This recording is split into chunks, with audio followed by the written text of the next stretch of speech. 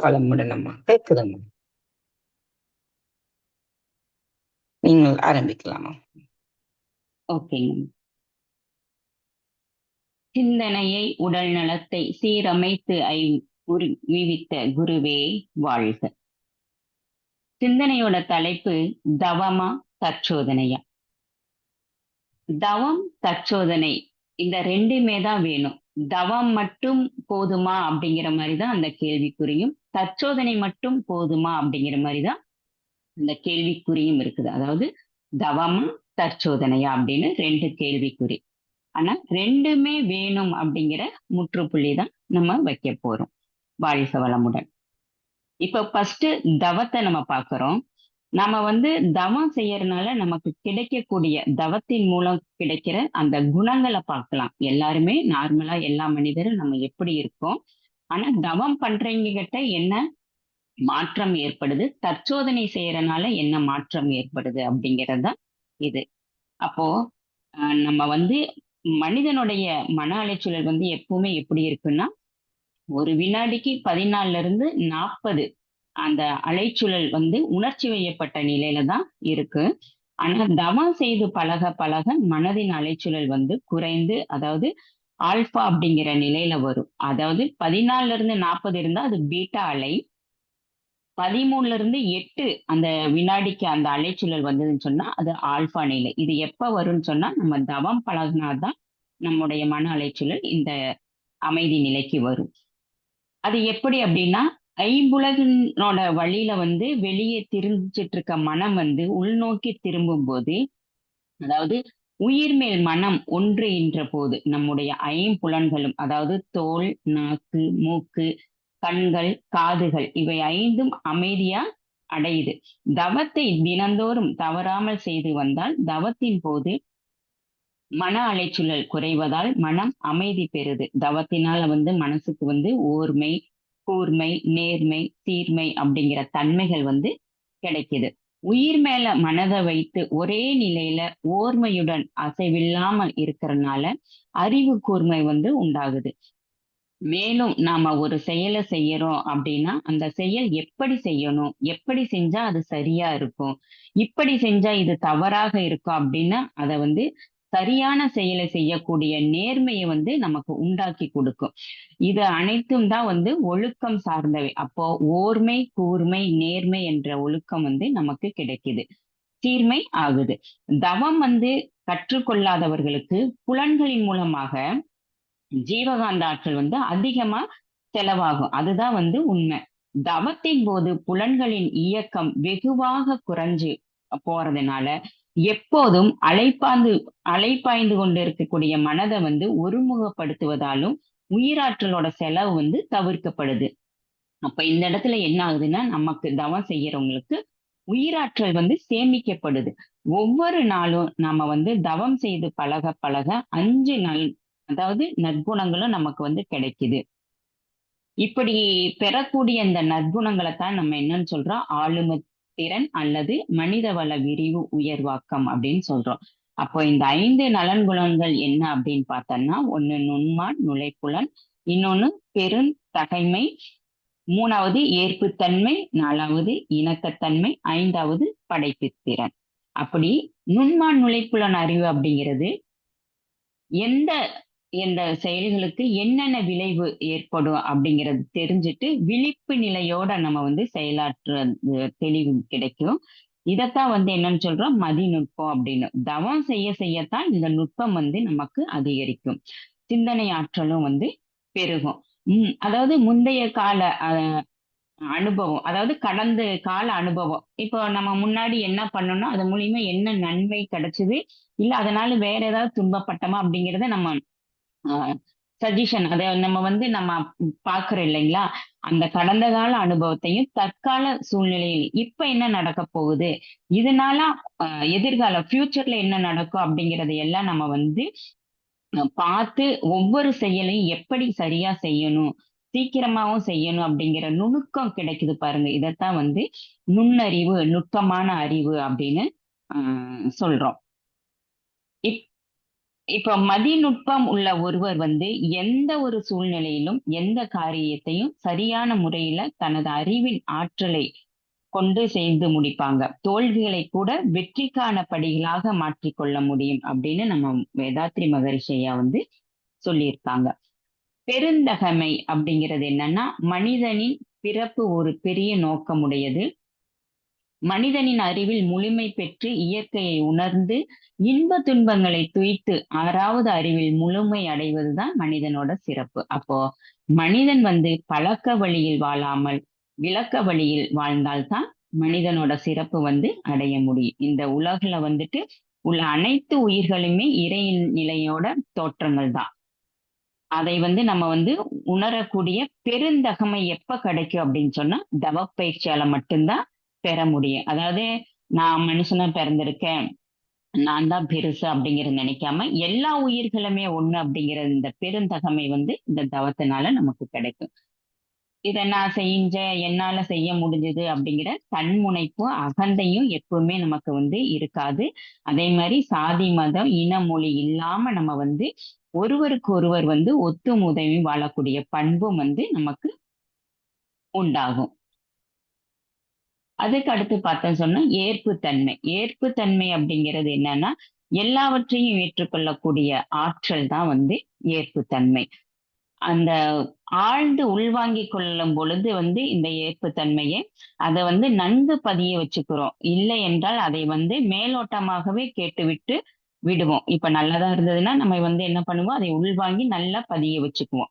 இல்ல அது வேண்டாததா இருந்ததுன்னா அது ஏன் அப்படின்னு அங்க போய் நம்ம கொஸ்டின் கேட்காம ஏனோ தானோன்னு அந்த இடத்துல வந்து அதை விட்டுட்டு வர்றது. இப்படி நம்ம வந்து அன்றாட வாழ்வுல வந்து ஒவ்வொரு நாட்களும் நடக்கக்கூடிய நிகழ்வுகள் அனைத்தும் வந்து இருக்குது இல்லைங்களா? அதை வந்து காலையில எழுந்தது இதை நம்ம செய்யணும், இதை செய்யக்கூடாது அப்படிங்கிற மாதிரி எல்லாம் நமக்கு தோணும். நம்முடைய எண்ணங்கள் அனைத்துமே என்னது ஏற்புத்தன்மை. அப்போ ஏதாவது செயல் நடக்கல அப்படிங்கும்போது மனசுல வந்து ஒரு போராட்டம், குழப்பம் உண்டாகும். இதனால என்ன ஆகுது? கவலை உண்டாகும். நம்ம வந்து நாள் தவறாம தவம் செஞ்சுட்டு வரும் பொழுது தவப்பயிற்சியில நமக்கு வந்து நிதானம் கிடைக்குது. அப்ப அந்த இடத்துல வந்து குழப்பமோ பயப்படவோ தேவை கிடையாது. அந்த இடத்துல கவலையும் வந்து நமக்கு இருக்காது. அப்ப எதை வந்து ஏற்றுக்கலாம், எது வந்து வேண்டாம் அப்படிங்கிற விடக்கூடிய தன்மை வந்து கிடைக்கும். அதுதான் வந்து ஏற்புத்தன்மை. இப்ப இணக்கத்தன்மை. இணக்கத்தன்மை அப்படிங்கிறது என்னன்னா, இடத்துக்கு தகுந்தவாறு தன்னை மாற்றிக்கொள்வது. இதை எப்படி நம்ம வந்து எடுத்துக்கலாம் அப்படின்னா, எல்லாருமே வந்து எங்கேயோ பிறந்தோம், அங்கதான் நம்ம வாழ்ந்துட்டு இருக்கோம். வேலை மாற்றத்தினால இடம் மாற்றம், அதாவது இந்த மாதிரி எல்லாம் நமக்கு இருக்கும். அப்போ அந்த இடத்து மக்கள்ல வந்து அங்க இருக்கக்கூடிய அந்த சூழ்நிலைக்கு தெரிஞ்சுகிட்டு அதுக்கு தகுந்த மாதிரி நம்ம வந்து இருக்குவோம். நம்ம ஏற்கனவே இருந்த இடத்துல இருந்து ஆஹ் இருந்த அந்த வசதிகளும் வாய்ப்புகளும் இருக்காது. ஆனாலும் அந்த நம்ம எந்த இடத்துக்கு போயிருக்கோமோ அந்த இடத்துல இருந்து வந்து நம்ம பழகி நம்ம போன இடத்துலயும் எதிர்பார்ப்பு இல்லாம இருந்து நம்ம வந்து அதை பழகிக்கணும். அது மட்டும் இல்லாம அங்க வந்து சிக்கலும் துன்பங்களும் வந்து நம்ம நேரிடாத அளவுக்கு நம்ம வந்து பார்த்துக்கணும். நாம வந்து இப்ப இங்க வந்து இப்படி இருக்கோம், இது வந்து பெரும் துன்பத்தை கொடுக்குமா அப்படிங்கிற மாதிரி எல்லாம் நம்ம நினைக்காம இந்த இடத்துல நம்ம இப்படிதான் இருக்கணும் அப்படிங்கிறத வந்து நம்ம உள்வாங்கிக்கிட்டு அங்க இருக்கக்கூடிய மக்களிடத்துலயும் வந்து நல்ல விஷயங்களை நம்ம வந்து அவங்க சொல்லக்கூடியதையும் பேசக்கூடிய நம்ம அதை எடுத்துக்கிட்டு நம்ம வந்து இருந்தோம்னு சொன்னா நமக்கும் அவங்களுக்கும் வந்துட்டு நல்ல ஒரு இணக்கம் உண்டாகும். அதாவது பிணக்கு இல்லாத மகிழ்ச்சியா இருக்கக்கூடிய வந்து ஒரு சூழல் வந்து நமக்கு ஏற்படும் அப்படிங்கறதுதான். இந்த இந்த மாதிரி இடமாற்றம் ஆகுறவங்களுக்கு அதிகமா வந்துட்டு ஆஹ் நம்ம இந்த இடமாற்றம் பண்ணும்போது அந்த துன்பம் இல்லாத அளவுக்கு நம்ம வந்து இருந்துக்க முடியும். இந்த தவமெல்லாம் செஞ்சு பழகுனாதான். அதே மாதிரி படைப்பு திறன். படைப்பு திறன் அப்படிங்கிறது என்னன்னு பாத்தீங்கன்னா, புதுசா வந்து ஒன்ன வந்து உருவாக்கக்கூடிய அந்த ஆற்றல் தான் வந்து படைப்பு திறன். இந்த படைப்பு திறன் வந்து எப்படி அதிகமாக்க முடியும் அப்படின்னா, தனக்குள்ளேயே வந்து நம்ம யோசிக்கும் போது, அதாவது சிந்திக்கும் போதுதான் அந்த ஆற்றல் வந்து அதிகரிக்கும். ஆறாவது அறிவுல உள்ள மனிதனால கண்டுபிடிக்கப்பட்டது தானே இந்த எல்லா பொருட்களும் இந்த உலகத்துல இருக்கிறது. அப்போ சிந்திக்க சிந்திக்க தானே சிந்தனை ஆற்றல் வந்து வளருது. சாதிக்கும் மனிதர்களாக நம்ம வந்து உருவாக முடியுது. நம்முடைய படைப்பு திறனை வந்து ஆற்றலை நல்ல வழியில செயல்படுத்துவதற்கு செயலாற்ற மனதையும் ஈடுபடுத்தி நல்ல பயன் தரக்கூடிய விஷயங்களை பற்றி சிந்திக்கணும். அப்படி சிந்திக்கக்கூடிய இதுதான் வந்துட்டு படைப்பு திறன் தான். திறமைசாலிகளாக மாறவும் நம்மளால முடியும். எப்படி பேசுவது, எப்படி பழகணும் அப்படிங்கிறது எல்லாமே பயிற்சி. அந்த பயிற்சியில தான் வந்து நமக்கு வந்து கிடைக்கும். இது வந்து தவம் செய்வதனால அதிகமா வந்து நம்ம மூளை செல்கள் வந்து இயக்கம் பெறுது. எனவேதான் திட்டமிட்ட முறையிலும் வாழ்க்கையின் நோக்கத்தோடு நம்ம வந்து வாழ முடியும். அப்படின்னு நம்முடைய மகரிஷி ஐயா அவங்க கூட வந்து சொல்லியிருக்காங்க. இப்ப மகரிஷி ஐயா அவங்களுக்கு கூட வந்து இந்த ஏற்புத்தன்மையும், இணக்கத்தன்மையும், படைப்பு திறமையும் அதிகப்படுத்திக் கொண்டனாலதான் நமக்கு இப்படி ஒரு மகான் வந்து இந்த நூற்றாண்டுல வந்து கிடைச்சிருக்காங்க. ஒவ்வொருவருக்குமே வந்து ஒவ்வொரு வழியில வந்து இருக்கும் இல்லைங்களா இந்த திறன். ஒருத்தர் வந்து இசை, புத்தகம் படிக்கிறது, புதிய புதிய பொருட்களை உருவாக்குவது, கற்பனை கதைகளை சொல்றது, கலைகளை வந்து வடிவமைப்பது, இப்படி ஏராளமாக வந்து நம்ம சொல்லலாம். ஆனா நம்முடைய மகரிஷி ஐயா அவங்க வந்து உண்மையை உணர்ந்ததை மனித குலத்துக்கு வந்து கொடுத்திருக்காங்க. அதாவது தத்துவ ஞானி அப்படின்னு சொன்னாலே வந்துட்டு தத்துவம் என்றால் உண்மை அப்படிங்கிற பொருள் தான். அப்ப அந்த உண்மையை தான் வந்து நம்முடைய மகரிஷி ஐயா வந்து நமக்கு கொடுத்திருக்காங்க. தவ பயிற்சியால நற்குணங்களை நம்ம பெற முடியும் அப்படின்னு ஐயா வந்து சொல்லி இந்த இந்த தவத்தை வந்து கொடுத்திருக்காங்க. நற்குணங்கள் இருந்தா தான் மனிதன் வந்து மனிதனாக வாழ முடியும். எவ்வளவுதான் வந்து படிச்சு பட்டம் வாங்கினாலும் நற்குணங்கள் இல்லை அப்படின்னு சொன்னா அது வந்து பலனளிக்காது. எனவே நல்லதையே நம்ம விரும்பி நல்லதையே செய்து வாழ்க்கை வாழும் அது எது அப்படின்னா தவத்தின் மூலமா தான் நமக்கு வந்து கிடைக்கும். இப்போ இது வந்து தவத்தின் மூலமா நம்ம வந்து 5 நற்குணங்கள்ல பெறோம். இதுல வந்து இந்த நற்குணங்கள் எந்தெந்த வழியில நமக்கு நன்மை செய்யுது அப்படிங்கிறத பார்த்தோம். அப்ப இது தவம் வந்து எவ்வளவு முக்கியம் அப்படிங்கறத தெரிஞ்சுட்டோம். இப்ப வந்து தற்சோதனை. தற்சோதனை அப்படிங்கிறது என்னன்னா நம்மளோட அகத்தையும் புறத்தையும் வந்து ஆனந்தமா வச்சுக்கிறது தான். அதாவது தன்னைத்தானே சோதிச்சு கொள்ளக்கூடியதுதான் வந்து இந்த தற்சோதனை. உன்னுள்ளே நான் அடங்க என்னுள்ளே நீ விளங்க உனது தன்மை ஒளிர எனது உள்ளம் தூய்மை பெற்றேன் இன்னும் வேறென்ன வேண்டும் இப்பேறு பெற்ற பின்னர் எடுத்த மனித பிறப்பு எய்தியதே முழுமைன்னு நமது அருள் தந்தை தத்துவஞானி வேதாத்ரி மகர்ஷி ஐயா வந்து சொல்லியிருக்காங்க. நமக்குள்ள வந்து எப்போதுமே ஒரு சில தேவையில்லாத எண்ணங்களை வந்து தூண்டும் இல்லைங்களா? அப்படி அந்த தூண்டும் போது அதை நல்ல விதமா நல்ல எண்ணங்களாக மாற்றக்கூடிய சக்தி தான் வந்து என்னன்னா தற்சோதனை. உண்மையான ஞானத்தை வளர்த்து கொள்ள நம்ம செய்யக்கூடிய மிக சிறந்த செயல் தான் இந்த தற்சோதனை, இந்த உளப்பயிற்சி அப்படின்னு சொல்லுவோம். இந்த உளப்பயிற்சி தான் நம்முடைய மனதிலிருந்து எதிர்மறையான எண்ணங்களை அகற்ற செஞ்சு நேர்மறை எண்ணங்களை வந்து நிலைக்க செய்யுது. ஆக்கப்பூர்வமான விதத்துல வந்து சிந்திக்கவும் செயல்படவும் செய்யுது. அப்பதான் வந்து மன மகிழ்வாகவும் நம்ம வந்து நிறைவாகவும் நம்ம வந்து இருக்க முடியும். இப்போ தன்னை பற்றி, தன் தேவையை பற்றி, தன் செயலின் விளைவை பற்றி, தன் தகுதியை பற்றி, தன்னோட மதிப்பை பற்றி ஆராய்வதுதான் தற்சோதனை.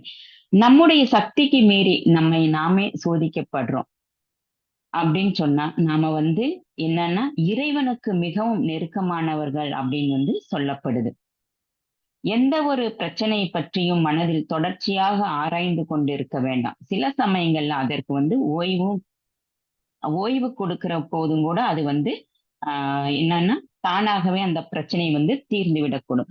நம்மளுக்கு சமாளிக்க முடியற வரைக்கும் தானே நம்ம அதை வந்து யோசிச்சுட்டே இருப்போம். முடியல நம்ம கிட்ட அந்த பலம் இல்லை அப்படிங்கும்போது என்ன ஆகும், நம்ம சோர்ந்து போவோம் இல்லைங்களா? அப்ப நம்மளோட அந்த சிக்கல் வந்து நம்ம கிட்ட இருந்து அப்படியே குறைஞ்சிரும் அப்படின்னு சொல்லப்படுது. இதுதான் வந்து அகத்தவம், அகத்தாய்வு, தற்சோதனை.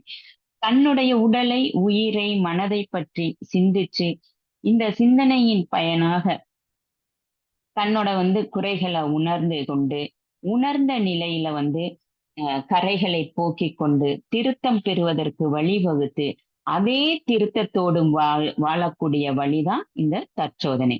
இந்த தற்சோதனை பயிற்சி செஞ்சு கொண்டோம் அப்படின்னு சொன்னா நம்ம வந்து திருத்தம் பெற்ற நிலையிலேயே வந்து நம்ம வந்து வாழ முடியும். அகத்தை ஆய்வு செய்யும் போதுதான் நமக்கு வந்து என்ன கிடைக்குதுன்னா பலம் வந்து கிடைக்குது. அந்த பலம் என்னன்னு பார்த்தா உடல் நலம். ஃபர்ஸ்ட் வந்து அதாவது உடலிலே வந்து ரத்த ஓட்டம், வெப்ப ஓட்டம், காற்றோட்டம் இந்த மூணையும் வந்து சீராக வச்சு உடலுக்கும் உயிருக்கும் வந்து ஒத்த உறவை வந்து நம்ம வளர்த்துக்கணும். இது வந்து என்னன்னா நமக்கு வந்து அந்த உடல் பலத்தை கொடுக்குது, உடல் நலத்தையும் கொடுக்குது. உடல் நல்லா இருந்தா தானே நம்ம வந்து தவம் செய்ய முடியும், தற்சோதனை செய்ய முடியும் இல்லைங்களா?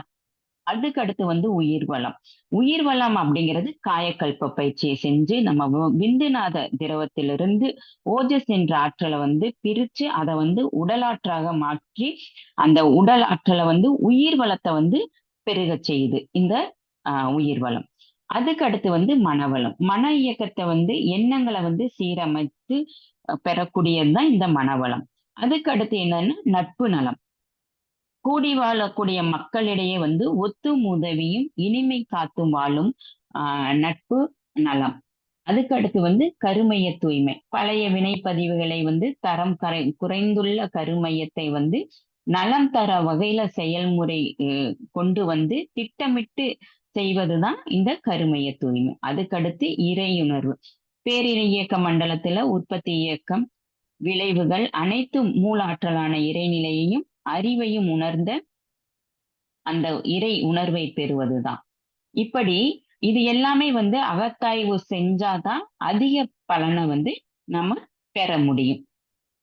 அடுத்து வந்துட்டு மனவளக்கலையில வந்து 4 அங்கங்களும் வந்து இருக்குது இல்லைங்களா? அந்த 4 அங்கங்களுக்குமே என்னன்னா மனம்தான் வந்து ஒரு விளைநிலமா இருக்குது. மனம் வந்து தன் திறமையையும் வலிமையும் பெருக்கிக் கொள்ளும் பயிற்சி தான் தவம். மனம் வந்து தன்னை தூய்மை செய்து கொள்ள எடுக்கும் முயற்சி தான் தற்சோதனை. தூய்மையில் மேலும் மேலும் அடையும் முன்னேற்றம் தான் குணநலப்பேறு. பூரணத்தை காணும் இடம்தான் முழுமை பேறு. அப்போ ஒவ்வொரு நாளும் நம்ம வந்து தினமும் 10 நிமிஷம் அதாவது எதுவும் பேசாம மௌனமா இருந்தாலே நம் மனம் வந்து நம்ம கிட்ட அந்த மனசு பேசுறத உணர முடியும். சொல்றாங்கல்ல மனதோடு பேசு அப்படின்ட்டு. அப்ப நம்ம மத்தவங்க யாருகிட்ட பேசாம இருக்கும்போது நம்ம அகமாக இருக்கக்கூடிய மனம் பேசுறத நம்ம வந்து கவனிக்கணும். இதுதான் வந்துட்டு அந்த உள்ளர நம்ம பார்க்கக்கூடிய அந்த தவத்தின் மூலமாக நமக்கு கிடைக்கும். அகத்தவம் தவறாமல் செய்யும் தவம் கூட நான் என்னுடைய உயிருக்கு செய்யக்கூடிய கடமையா இருக்கு இல்லைங்களா? இந்த தவம் கூட என்னன்னா என்னோட இந்த உடல்ல ஒட்டி இருக்கக்கூடிய உயிருக்கு செய்யக்கூடிய நன்மை தான் வந்து இந்த அகத்தவம். பகவத்கீதையில கூட சொல்றது என்னன்னா உன் கடமையை நீ தவறாமல் செய்யும் பட்சத்தில் என்னை தேடி நீ வர தேவையில்லை. உன்னை தேடி நீ இருக்கும் இடத்துல நான் வருவேன் அப்படின்னு இறைவன் வந்து நம்ம கிட்ட வர்றதாக சொல்லப்பட்டிருக்கு. ஆன்மா தனது பழிச்செயல் பதிவுகள்ல இருந்து தூய்மை பெற ஏற்றதோர் பயிற்சி தான் வந்து அகத்தாய்வு, தற்சோதனை.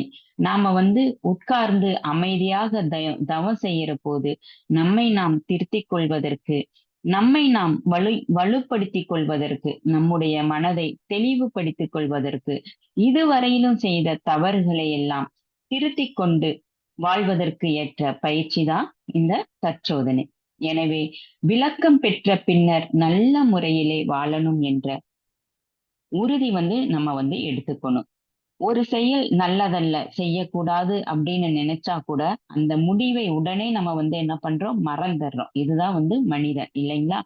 மறுபடியும் அதே செயலை வந்து நம்ம செய்யறோம். இந்த நிலையில இருந்து மேல்நிலைக்கு நாம மாறணும். ஆனால் நம்மிடம் உள்ள வேண்டாத பழக்கங்களை ஒவ்வொன்றாக கண்டுபிடிச்சு மாற்றி அமைக்கிற பயிற்சியிலே நம்மை ஈடுபடுத்திக் கொள்ளணும்.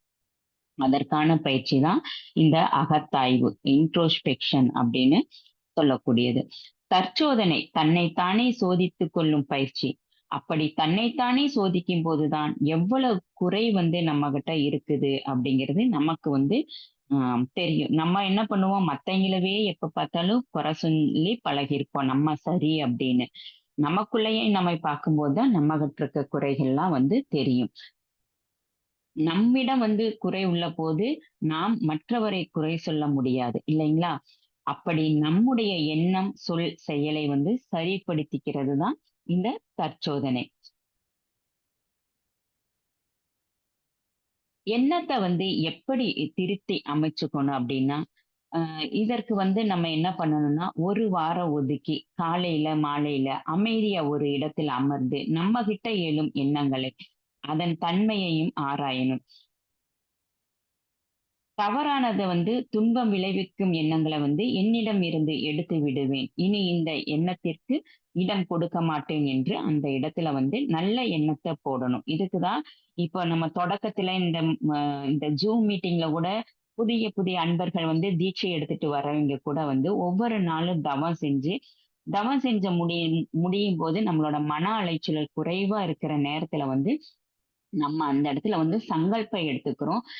இதுக்கெல்லாம் வந்து இந்த தற்சோதனை அப்படின்னு சொன்னாலே நம்ம அட்டவணைப்படுத்திக்கணும் எல்லாத்துக்குமே. அட்டவணைப்படுத்தி அந்த அட்டவணையில எதனால, என்ன காரணத்தினால என்ன வருது அப்படிங்கிறத எழுதிக்கணும். அதையெல்லாம் ஒவ்வொன்னும் செஞ்சு செஞ்சு நம்ம வந்து அடுத்த இன்னொரு வாரம் இப்படி ஒவ்வொரு வாரத்தையும் எடுத்து எடுத்து நம்ம வந்து பயிற்சி எடுக்கும்போது நம்ம கிட்ட அப்படியே நம்ம தவம் ஆழ்ந்து செஞ்சு செஞ்சு தற்சோதனை செய்யும்போது அது எல்லாமே நமக்குள்ள இருந்து குறைஞ்சிட்டே வரும். ஒவ்வொன்னுக்குமே நம்ம செய்வோம். அதாவது எண்ணத்த ஆராயும்போது அதிலயும் நம்ம தற்சோதனை செய்வோம். எண்ணங்கள் குறையும். அதுக்கடுத்து வந்துட்டு ஆசை வந்து நம்ம சீரமைப்போம். அந்த ஆசையிலே வந்துட்டு நமக்கு என்ன ஆகும்? ஆசை வந்து அளவு முறையோட இருக்கும். தேவையோட நமக்கு என்ன தேவையோ அதோட இருக்கும். எல்லாம் தேவைன்னு நெறைய வாங்கி வைக்கிறது பேராசை. நமக்கு அந்த நேரத்துக்கு தேவையானது இப்போ ஒரு நேரம் நம்ம சாப்பிடுறோம் அப்படின்னா, அந்த உணவு அந்த நேரத்துக்கு தேவைதான். அடுத்த நேரத்துக்கு வீணா போயிரும். அப்ப அதை நம்ம வந்து சேர்த்தி வைக்க வேண்டாம். ஒரு சின்ன உதாரணத்துக்கு தான் உணவ சொன்னேன். இந்த மாரி எல்லா விஷயங்களுக்குமே வந்து என்னன்னா, ஆசை வந்து ஆ சீரமைக்கணும். ஆசை வந்து ஒழிக்க முடியாது. சீரமைச்சோம்ன்னு சொன்னா, அது வந்து சீரா இருந்துக்கும். அதே மாரி அடுத்து வந்து சினத்த வந்து தவிர்க்கணும். சினத்த மட்டும் நம்ம வந்து குறைக்கவே முடியாது. அதை வந்து வேண்டான்னு ஒதுக்கிரணும். சினம் வந்து யார் மேலயும் நம்ம படக்கூடாது. சினம் வந்து நான் வந்து மற்றவங்க மேல படுறேன்னு சொன்னா, அந்த சினத்தினால நான் யார் மேல படுறேன்னு அவங்களுக்கு ஏதாவது துன்பம் இருக்குதா? கிடையவே கிடையாது. சினம் எழக்கூடிய என்னுடைய உள்ளத்துல தான் அந்த வந்து சினம் வந்து தாக்கப்படுது. என்னுடைய உடல் உறுப்புகள் வந்து கேடாகுது. சினத்தினால நான் தான் வந்து வீணா போகுவேன். அதே மாரி என்னுடைய ஜீவகாந்த ஆற்றல் தான் விரைவாக குறையும். அப்போ நான் கொள்ற கோபம் மத்தவங்க மேல இருந்தாலும், அந்த கோபம் என்னன்னா, அது என்னைத் தான் தாக்கும் அப்படிங்கிறத நம்ம வந்து முதல்ல நம்ம அதை வந்து முழுமையா தெரிஞ்சுகிட்டு, சினத்த வந்து தவிர்க்கணும் அப்படிங்கிறதையும் மகரிஷியா வந்து ரொம்ப அழகா நமக்கு ஒவ்வொருத்தருக்கும் சொல்லியிருக்காங்க. அதே மாதிரி கவலைய வந்து நம்ம ஒழிக்கணும். கவலையும் வந்து நம்ம வந்து வச்சுக்கவே கூடாது. இதே மாரி தான். கவலையும் என்ன பண்ணும்னா, நமக்குள்ளேயே நம்ம யோசிச்சு யோசிச்சு நடக்காத ஒண்ண நடக்கலையே அப்படிங்கிறத நினைக்குவோம். அ ஏன் இப்படி தவறா நடந்தது நடந்துருச்சு. இனி என்ன நடக்கணும் அப்படிங்கிறத பார்க்கணும். இதுவும் அப்படிதான் நம்மளோட ஜீவகாந்த ஆற்றல விரைவா வந்து குறைச்சிட்டே போயிரும். நம்மளை ஒண்ணும் இல்லாம ஆக்கிரும். அதனால இந்த கவலைய வந்து நம்ம ஒழிக்கணும். சினத்த வந்து தவிர்க்கணும். இப்படி வந்து நம்ம வந்து இதையெல்லாம் நம்ம செஞ்சுட்டு வர்றதுக்கு என்னன்னா, தற்சோதனை. தற்சோதனை செய்தால் மட்டும் தான் நம்ம இதையெல்லாம் வந்து இதை செஞ்சு அ நம்ம வந்து சரியான முறையில வாழ முடியும். அகத்தவமும், அகத்தாய்வும் செய்து கருமையத்த வந்து இந்த பிறவியிலே வந்து நம்ம தூய்மை செய்து கொள்ள முடியும். மனம் தன்னை தூய்மை செய்து கொள்ள எடுக்கும் முயற்சிய தான் அகத்தாய்வு. தன்னை, தனது தேவையை, செயலின் விளைவை, தகுதியை, மதிப்பை பற்றி ஆராய்வதை தற்சோதனை. இதுதான். இப்ப நம்ம சொன்னோம் இல்லைங்களா? எண்ணம் ஆராய்தல், ஆசை சீரமைத்தல், கவலைய ஒழிக்கணும், சினத்தை தவிர்க்கணும். இதுதான் வந்து அந்த தகுதிக்குரியது. இத எல்லாம் நம்ம சரி செஞ்சுட்டு வர்றதுதான் இந்த தற்சோதனை. ஒவ்வொரு நாள் இரவும் படுக்கறதுக்கு முன்னாடி அன்னைக்கு என்னென்ன நம்ம செஞ்சோம் அப்படிங்கிறத அதை நினைச்சு, அதுல அன்னைக்கு நடந்தத வந்து நல்லதா இருந்தா, அதை ஏற்றுக்கிட்டு வேண்டாததுக்கு வந்து சங்கல்பம் எடுத்து நம்ம விடணும். இதுதான் வந்து தற்சோதனை. தன்னைத்தானே சோதித்து கொள்ளக்கூடியது. அப்போ அகத்தவமும், அகத்தாய்வும் 2மே என்னன்னா, ஒரு தண்டவாளம் போன்றது. தண்டவாளம் சரியாக இருந்தா தான் அதிலே வந்து நம்ம ரயில் வந்து அந்த ரயில் வந்து சரியா ஓடும். தண்டவாளம் சரியில்லை என்றால் ஓடும் ரயில் வந்து தரம் புரண்டு போகும் இல்லைங்களா? அப்போ தவமும் தற்சோதனையும் இல்லாததால தான் மனித குலமே எப்படி இருக்குது? தரம் புரண்டு ஓடுகின்ற நிலைமையில வந்து இருந்துகிட்டு இருக்குது. எனவே நம்ம என்ன பண்ணுவோம்? தன்னை அறியும் ஞானம் தான் வந்து மனிதனுக்கு அ மட்டும் இருக்கக்கூடியது இல்லைங்களா? தன்னை அறிஞ்சுக்க கூடியது. எனவே நம்ம வந்து தவமா தற்சோதனையா அப்படின்னு பார்த்தா இந்த ரெண்டுமே ஒரு மனித குலத்துக்கு மிக மிக அவசியம். தவம் 5 புலன்களை கட்டுக்குள்ள கொண்டு வரும். தற்சோதனை எண்ணங்களை சரிப்படுத்தும். எனவே இந்த இரண்டுமே மிகவும் தேவை. தவம் இல்லாத தற்சோதனை, தற்சோதனை இல்லாத தவம் தாழ்பால் இல்லாத பூட்டுக்கு சமம். மனிதன் இறைநிலையை நோக்கிய பயணத்திற்கு தவமும் தற்சோதனையும் மிக மிக அவசியம். நற்பண்பாகிய வாழ்த்தும் பயனையும் நம்ம ஏற்படுத்திக்கணும்னு சொன்னா இந்த தற்சோதனை மூலமாக தான் நம்ம நற்பண்புகளை நம்ம ஏற்படுத்திக் கொள்ள முடியும் என கூறி இவ்வளவு நேரம் செவிமடித்த உங்கள் அனைவருக்கும் நன்றிகள் கூறிக்கொள்கின்றேன். நல்லதொரு வாய்ப்பினை நல்கிய ஸ்கை நார்வே மனவளக்கலை மன்ற அறக்கட்டளைக்கும் நன்றிகளும் வாழ்த்துக்களும். வாழ்க வளமுடன், வாழ்க வளமுடன், வாழ்க வளமுடன் அம்மா.